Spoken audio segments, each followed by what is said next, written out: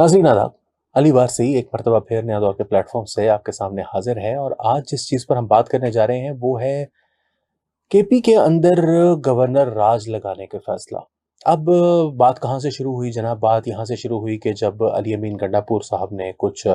सख्त बातें कहीं अपने जलसे के अंदर, अगले दिन कुछ गिरफ्तारियां हुई, उसके बाद खैबर पख्तूनख्वा असेंबली में कल एक जो है वो बड़ी सख्त किस्म की करारदाद पेश की जिसके अंदर उन्होंने ये कहा कि हम फौज को, मतलब उन्होंने लिटरली जो काम किया वो ये किया कि फौज के सर्विंग अफसरान के बारे में, नाम किसी का नहीं लिया, लेकिन उन्होंने कहा कि कुछ 5-6 अफसरान हैं और ये जो हैं वो अपने इंटरेस्ट की खातिर और इनकी अपनी जो ख्वाहिशात हैं उनकी वजह से फ़ौज के इदारे को बदनामी हो रही है और ये अपने हलफ की खिलाफ वर्जी कर रहे हैं। 2 सालों से ये सिलसिला जारी है और अगर ये जारी रहता है तो फिर इन अफराद को जो है वो हलफ की खिलाफ वर्जी की जो सज़ा है वो मिलनी चाहिए, यानी इनके ऊपर आर्टिकल 6 की जो है वो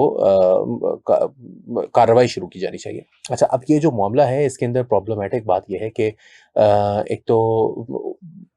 ये बड़ा सख्त, मतलब पहली दफ़ा किसी सूबाई असेंबली से इस किस्म की करारदाद आई है। But at the same time ये भी इंडिकेट करता है कि कौमी जो सूबाई असेंबली है उसका अपना मूड क्या है। ये सिर्फ अली अमीन गंडापुर नहीं कह रहा बल्कि पूरी सूबाई असेंबली कह रही है। अच्छा, जब सूबाई असेंबली ये कह रही है तो इसका नतीजा ये निकलता है कि जो अफसार आलम साहब ने निकाला कि अगर असेंबली ये कह रही है तो फिर इसका मतलब है कि पूरी खैबर पख्तूनख्वा असेंबली जो है वो आर्मी के खिलाफ ये बात कर रही है और ये वफाक को चैलेंज है और लिहाजा वहाँ पर गवर्नर रूल लगाया जा सकता है। गवर्नर्स रूल के अंदर जो कवानीन हैं उनके मुताबिक या तो जो सूबा होता है वो खुद अपनी सूबाई असेंबली एक करारदाद पेश करती है और करारदाद पेश करने के बाद वो कहती है कि आप जो है वो यहाँ पर गवर्नर्स रूल लगा दें, वो तो सबसे आसान चीज़ है। लेकिन अ, ऐसा नहीं है कि 18वीं तरमीम के बाद क्योंकि 18वीं तरमीम में ये बात ऐड की गई थी, लेकिन 18वीं तरमीम के बाद भी सदर के पास ये इख्तियार मौजूद है। फ़र्क सिर्फ ये है कि कौमी असेंबली और सेनेट से इसकी अप्रूवल चाहिए होगी, जो कि 50% यानी सिंपल मेजॉरिटी से जो है वो एक्सेप्टेबल होगा। लेकिन जो सिंपल मेजॉरिटी से अगर आपको वो करवाना भी है, अप्रूवल भी करवाना है, उसके लिए भी आपको जो है वो सिर्फ 2 महीने की मोहलत मिलेगी। यानी कि आपको 10 दिन के अंदर ये गवर्नर्स रूल लगाने के बाद उसकी तौसीक चाहिए और फिर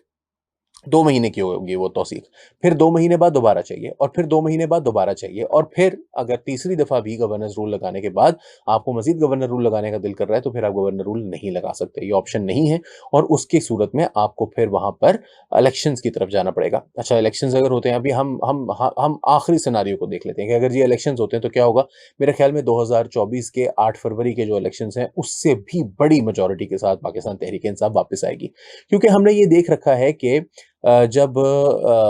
2009 में पाकिस्तान पीपल्स पार्टी, ये हमारी लिविंग मेमोरी का हिस्सा है, 15 साल हुए हैं, कोई बहुत ज़्यादा पुराना वाक़या नहीं है। और जब पाकिस्तान पीपल्स पार्टी ने 2009 में पंजाब में गवर्नर्स रूल इम्पोज़ किया था, उस वक़्त शहबाज शरीफ साहब जो थे वो चीफ़ मिनिस्टर थे पंजाब के और ज़रदारी साहब ही सदर थे उस वक़्त भी। तो उन्होंने जब गवर्नर्स रूल लगाया, सलमान तासीर उस वक़्त गवर्नर थे पंजाब के, अल्लाह उनको गरीक़ रहमत करे। तो उसने मुस्लिम लीग नून की हिमायत में बेपनाह इज़ाफ़ा किया और क्योंकि वो ऑलरेडी पब्लिक की सपोर्ट के साथ एक उस वक़्त ज़ाहिर है चीफ मिनिस्टर भी थे, but at the same time वो एक पॉपुलर मूवमेंट भी चला रहे थे या उसका हिस्सा थे, जो लॉयर्स मूवमेंट थी, उसका पीएमएलएन बड़ा हिस्सा थी। लॉयर्स अकेले कभी भी इफ्तिखार चौधरी को रीइंस्टेट नहीं करवा सकते थे, वो पीएमएलएन ने करवाया था। तो जब उनकी एक पॉपुलर मूवमेंट का साथ होने की वजह से गवर्नमेंट से कंट्रोल नहीं हुआ कि उनको किस तरह से हैंडल करे, तो गवर्नमेंट ने उनके सूबे में गवर्नर्स रूल लगा दिया। अब जब वो गवर्नर्स रूल लगा तो पीएमएलएन की जो पॉपुलैरिटी है वो सर्ज कर गई, बहुत ज़्यादा बढ़ गई पहले के मुकाबले में। और वो पहले भी पॉपुलर थी, बट उसके अब पीटीआई भी उसी तरह पॉपुलर है और अगर आप इस किस्म की कोई मूव करते हैं तो उससे कहीं ज़्यादा वो मज़ीद पॉपुलर हो जाएगी। उस ज़माने में मुझे याद है कि उन दिनों में ही गवर्नर्स रूल के दौरान ही कई गिरफ्तारियाँ हुई। जावेद हाशमी, मुझे याद है कि उस वक्त एमएनए थे, उनको पार्लियामेंट लॉजेस के बाहर से गिरफ्तार किया गया और भी बहुत सारे लोग थे जो गिरफ्तार हुए। कुछ स्ट्रेटजी भी थी कि हमें गिरफ्तारियाँ देनी है, लेकिन फिर बाद में फैसला किया गया कि नहीं, हमें लॉन्ग मार्च करना है। तो वो जो गिरफ्तारियाँ थी उन्होंने भी बैकफायर किया। पार्लियामेंट लॉजेस से उस ज़माने में, पार्लियामेंट लॉजेस के बाहर से, पार्लियामेंट लॉजेस के अंदर से नहीं, जावेद हाशमी को जब गिरफ्तार किया गया तो इसका बहुत नुकसान हुआ था। तो उसको उसके उस मतलब एक नेगेटिव इम्पैक्ट आता है ना इस चीज़ का। तो ये जो सारी गिरफ्तारियाँ थी या ये जो लोगों का जो है वो क्या कहते हैं, गवर्नर रूल लगाकर लोगों की विल को सप्रेस करने की कोशिश की गई, उससे मज़ीद ज़्यादा नुकसान हुआ। सो आई डोंट थिंक और फिर एक ऐसी ओवरवेलमिंग मेजॉरिटी, क्योंकि पीएमएलएन के पास तो याद रखिए कि एक बहुत पूरी सिंपल मेजॉरिटी भी नहीं थी पंजाब असेंबली के अंदर। पीएमएलएन के पास 138 वोट थे गालिबन और 148 मिनिमम चाहिए थे, उनको 10 लोगों की जरूरत थी, जिसकी वजह से उन्होंने पहले पीपल्स पार्टी का साथ दिया, को अलायंस में शामिल किया, और फिर जब पीपल्स पार्टी को अलहदा किया तो मुस्लिम लीग काफ का एक उन्होंने जो है वो बनाया था, फॉरवर्ड ब्लॉक उसके अंदर बनाया बहुत बड़ा, कुछ 80-84 के करीब लोग जो थे वो काफ लीग से थे, 60 के करीब पीपल्स पार्टी से थे, तो फिर उन्होंने 60 के करीब लोगों का एक फॉरवर्ड ब्लॉक बनाया था मुस्लिम लीग काफ के अंदर से, तब जाके वो सरवाइव कर सके थे। मगर ये सिर्फ असेंबली की बात है। The reason why calf league people जो कि बाद में वो ये थी कि उनको ये पता था कि पीएमएलएन इस वक्त जो है वो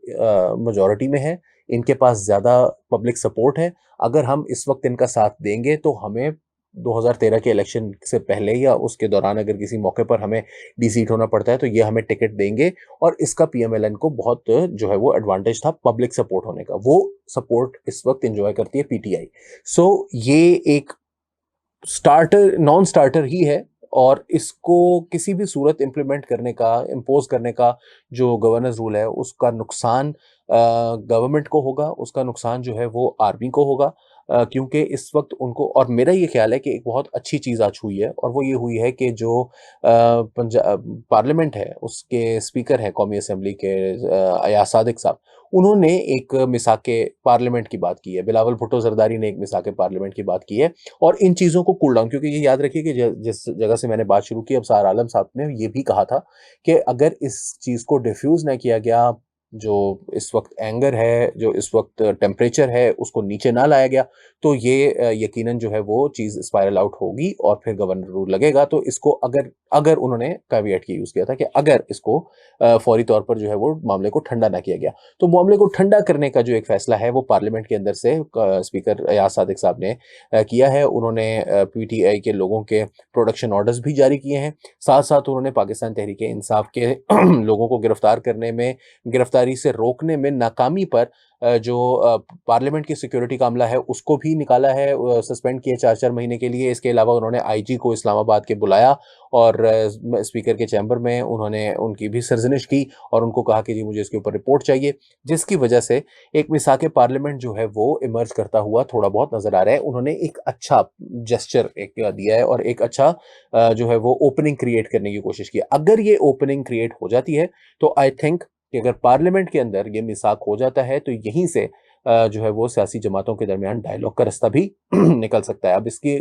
बहरहाल जिम्मेदारी जो है वो पाकिस्तान तहरीक इंसाफ के ऊपर आयद होती है, क्योंकि इससे पहले प्राइम मिनिस्टर ने भी ये कोशिश की थी, अब स्पीकर की जानिब से ये कोशिश की गई है। उस दफ़ा बड़ी सख्ती के साथ उस कोशिश को रद्द कर दिया गया था, इस मरतबा उसको उस सख्ती के साथ रद्द नहीं किया गया। उन्होंने ये ज़रूर कहा है कि हम अभी तक मुकम्मल तौर पर सेटिस्फाइड नहीं है स्पीकर के एक्शन से, हमें रिपोर्ट चाहिए है कि ये क्यों हुआ। अलबत्ता उन्होंने इसको सख्ती से रद्द नहीं किया, विच मीन्स कि शायद ये जो परसों का वाक़यात हैं उनसे वो भी कुछ ज़रा थोड़े से उनके भी होश ठिकाने आए हैं, और अगर ये होश ठिकाने पर रहते हैं, मज़ीद होश मज़ीद सही ठिकाने पर पहुँचते हैं, तो मेरा ख़्याल है कि सूरत हाल जो है वो इस शर से खैर की सूरत भी बरामद हो सकती है। तो ये था हमारा आज का प्रोग्राम। हो सकता है कि आपको इसमें से बहुत सारी बातों से इख्तलाफ हो, हमें कमेंट्स करके ज़रूर बताइए। वीडियो को लाइक और शेयर ज़रूर कीजिए। अली वारसी को नया दौर के प्लेटफॉर्म से इजाज़त दीजिए। आदाब।